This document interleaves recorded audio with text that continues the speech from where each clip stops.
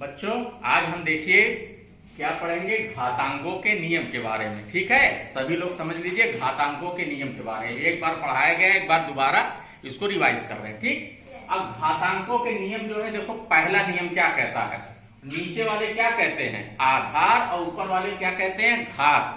ठीक है, नीचे वाले को आधार, ऊपर वाले को घात कहते हैं। ठीक है, अगर आधार समान है और घात अलग है तो आधार एक लिख के घात को जोड़ दिया जाता है। जैसे उदाहरण के तौर पे देख लीजिए, जैसे कह रहा है 4 के घाते 7 है और 4 के घाते 3। देखो आधार इसमें सेम है, नीचे वाला एक जैसा है तो ऊपर में क्या कर देंगे, ऊपर वाला नीचे के एक रहेगा ऊपर जुड़ जाएगा, यानी कि 4 के घात 7 धन 3 क्या हो जाएगा, 4 के घात 7 3 10। यही हो जाएगा हमारा आंसर।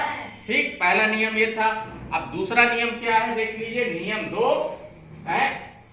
नियम 2 कह रहा है कि अगर आधार सेम है और घात अलग है और बीच में भाग के निशान है तो क्या करेंगे। ठीक है, तो भाग है तो वो घात जो है घट जाता है। ठीक है, उदाहरण के तौर पे इसमें देखिए, आधार देखिए सेम है, जैसे कह रहा सेम है तो 8 हो गया है और घात क्या है, भाग में घात घट जाता है, यानी कि 9 ऋण 6 हो जाएगा।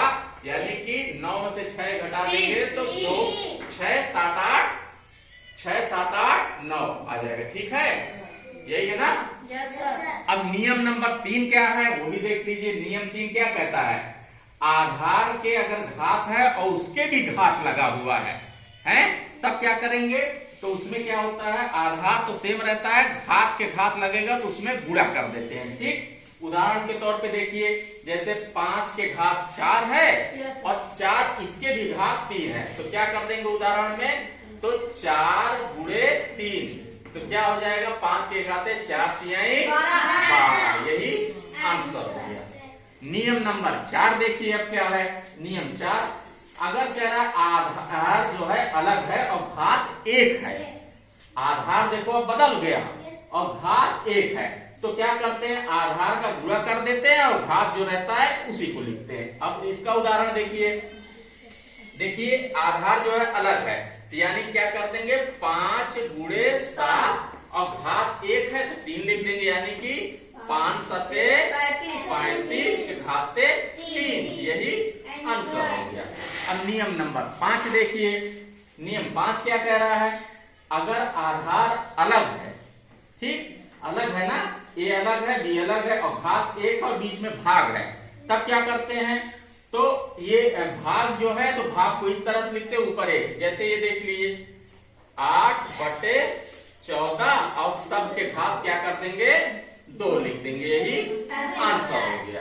अब नियम नंबर 6 देखिए क्या है, नियम 6 कह रहा है किसी आधार के घात 0 अगर है तो उसका मान क्या आएगा, 1 आएगा। अब देखो इसका उदाहरण देखो, 9 के घात 0 है तो इसका मान क्या आएगा, 1 आएगा।